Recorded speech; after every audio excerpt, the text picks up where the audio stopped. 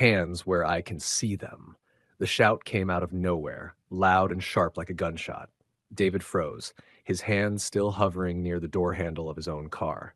He blinked in confusion, not even sure who the command was meant for, until he turned around and found two police officers standing behind him. The taller one, with a cold smirk and mirrored shades, took a step closer. "You're under arrest for attempting Grand Theft Auto." Just moments earlier, David had been walking up to his car, ready to head out. But when he tried unlocking it, the door wouldn't budge. He frowned, jiggled the key again, but nothing. Maybe he'd grabbed the wrong one or misplaced it. That's when the two officers, watching from their squad car nearby, suddenly rushed over, assuming the worst. "What?" David blinked. "This is my car." But the cop already had him by the wrist. "Sure it is," he scoffed, yanking David's arm behind his back. "Just so happens you were dumb enough to try stealing it in front of two officers." The second officer, younger, clean-shaven, and clearly uneasy, watched silently. David tried to plead, his voice calm but urgent. "Officer, just check the center console. My wallet and license are in there." "Oh, I'm sure they are," the older cop sneered, sarcasm dripping from his voice. He turned to his partner and muttered loud enough for David to hear, "You believe the stones on this guy? Thinks he can lie right to our faces. Sir, please, just look inside. I'm telling you the truth. You have the right to remain silent. Anything you say or do can and will be used against you in a court of law," the older cop snapped, tightening the cuffs. "You have the right to an attorney. If you cannot afford one, one will be provided to you." Have you ever watched something completely unfair unfold and felt powerless to stop it? Before we get too deep, what country or city are you tuning in from? Drop it in the comments. We love seeing where you're watching from. And if you believe that everyone deserves fair treatment, no matter their skin color, hit that like button and subscribe to Story Arc for more real stories that matter. Back at the scene, the younger officer finally spoke. "Shouldn't we at least check the car?" The older cop waved him off. "Maybe you should keep your mouth shut and open the door for me so I can process this scumbag." David was pushed into the back of the patrol car, his voice muffled behind the closing door. "Just check the car." "Save it for the judge," the older cop said coldly. Only one person seemed to wrestle with doubt, and that tiny hesitation was about to become everything.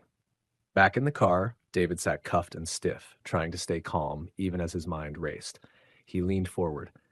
"Officer, please, just check the car. Everything you need is in the center console." The younger cop hesitated. "You really saying this is your car?" "I swear," David said. "My license, registration, it's all in there. Just give it a look." But before the officer could say anything, the older cop barked, "Don't waste your time. He's lying, and you're falling for it." The younger cop pushed. "Still, what if he's telling the truth?" "You know his kind," the older one snapped. "All they do is lie and steal." There was a pause.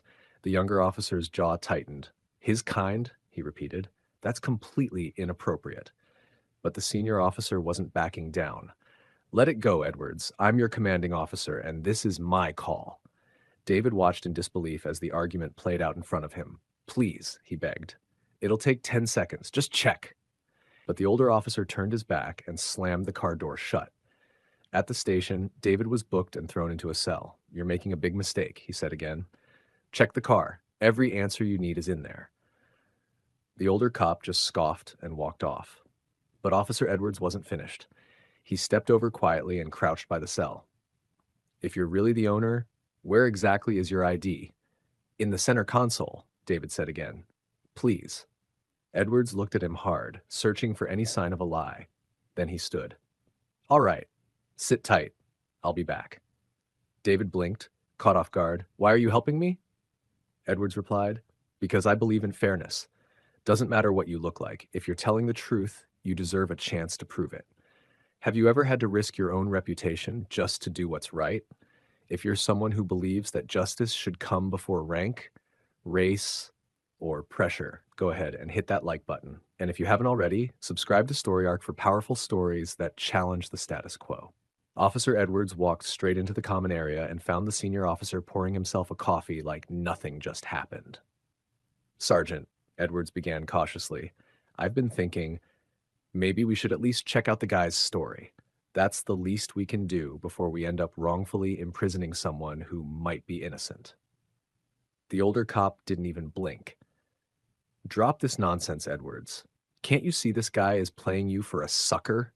Besides, I already called impound. They're sending a tow. Edwards folded his arms. Even if he is lying, we might find something in the car that could help our case. Just let me check it before they haul it away. That's when the sergeant's smile disappeared. His voice dropped. Don't even think about it. Edwards raised an eyebrow. Sir, if you go behind my back, I swear I'll make your life in this department a living hell.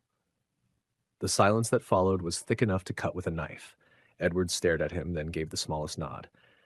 All right, I'll drop it. But as he walked away, his jaw tightened. He wasn't letting it go. Not by a long shot. Moments later, he stepped outside and pulled out his phone. He knew exactly who to call. Detective Ramirez, an old friend from the department who owed him a favor. Hey, I need your help, Edwards said. Can you meet me at the impound lot? I need to get into a vehicle. Quietly. Ramirez hesitated. Does this have anything to do with your sergeant? I'll explain when you get there. Sometimes doing the right thing means going against orders. But what would you do if your boss told you to walk away from justice? If you've ever had to make a hard call between your job and your values, hit that like button.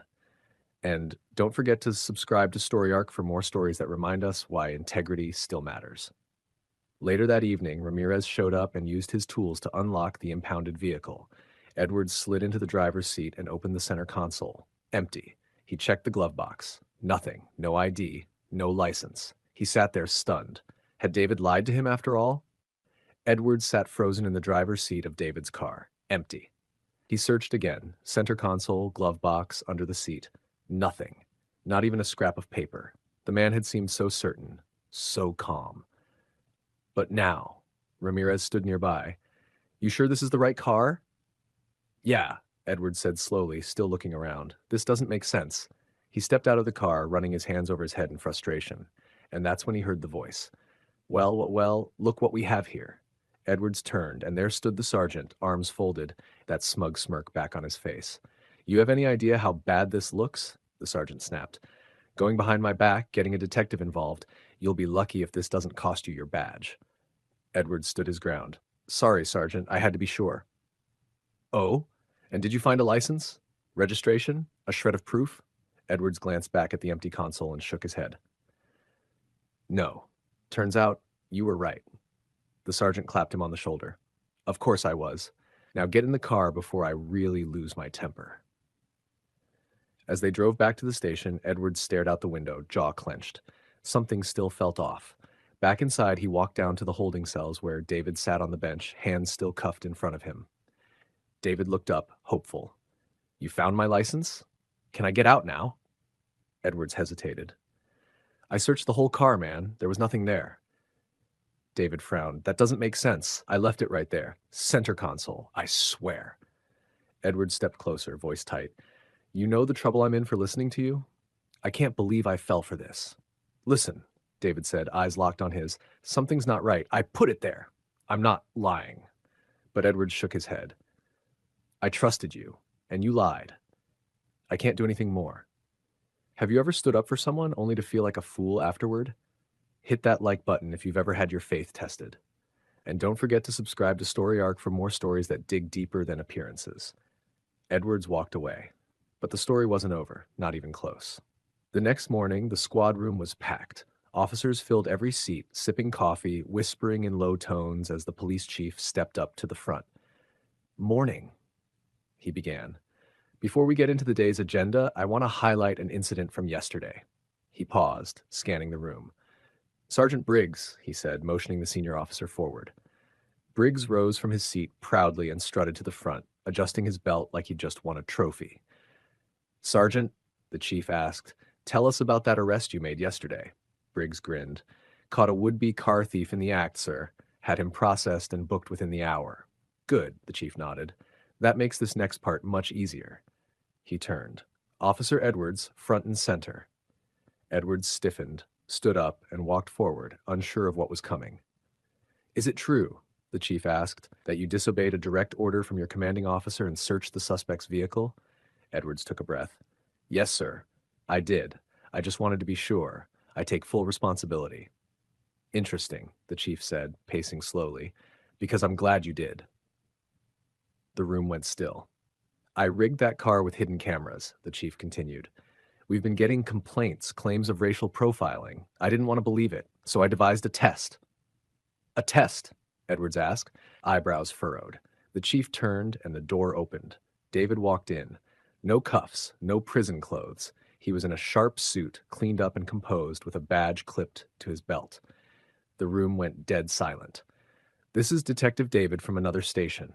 He volunteered to help by pretending to be locked out of his car in order to see the reactions of my officers. The junior cop, still confused, looked at the chief. But I searched the car. I didn't see any evidence. No ID, no license. That's when the chief pulled out his tablet and played the footage. A clear video showed Briggs at the car, reaching into the console and pulling out the ID and wallet.